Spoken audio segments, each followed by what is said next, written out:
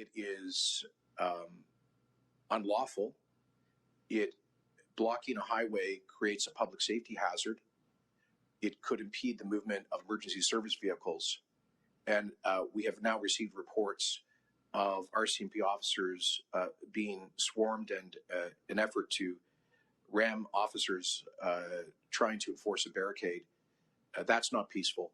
So in our situation here in Alberta, I once again would plead for calm and ask folks whose tempers may be running high to channel that frustration into peaceful and lawful protest rather than what we've been seeing today in Southern Alberta. I was speaking, I said, look, I'm not on the ground in Ottawa. I am not following hour by hour reports, so I'm just not in a position to offer an informed view about what's going on there.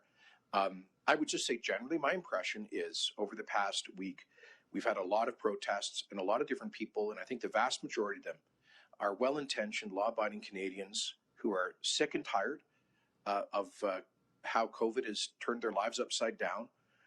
They're frustrated with all kinds of public health measures.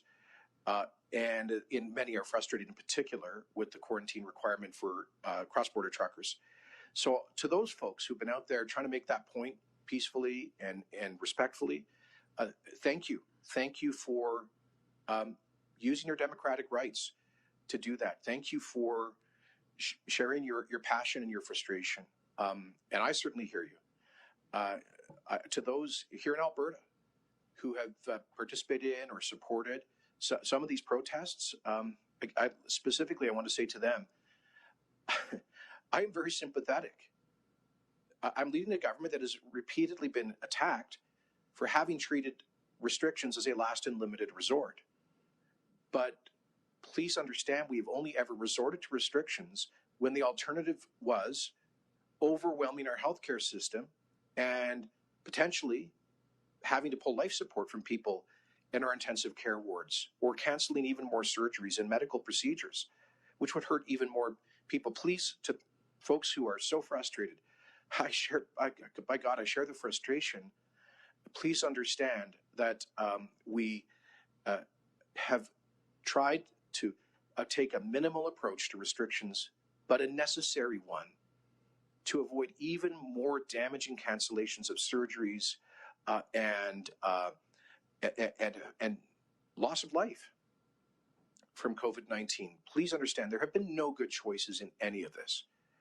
So to folks who are motivated by that frustration, I totally sympathize with that. But please express that in a way that is lawful and peaceful, and please, don't make a bad situation worse.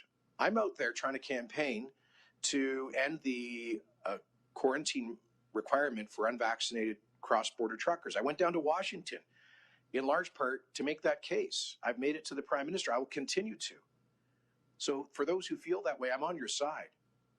But part of the argument we're making there is that the restriction on unvaccinated truck drivers doesn't make sense, and it's going to further force up food prices and create challenges for our supplies, including food. So that's exactly what's happening at the Coutts border crossing right now. So I think the more persuasive way to make the case is in a law-abiding way.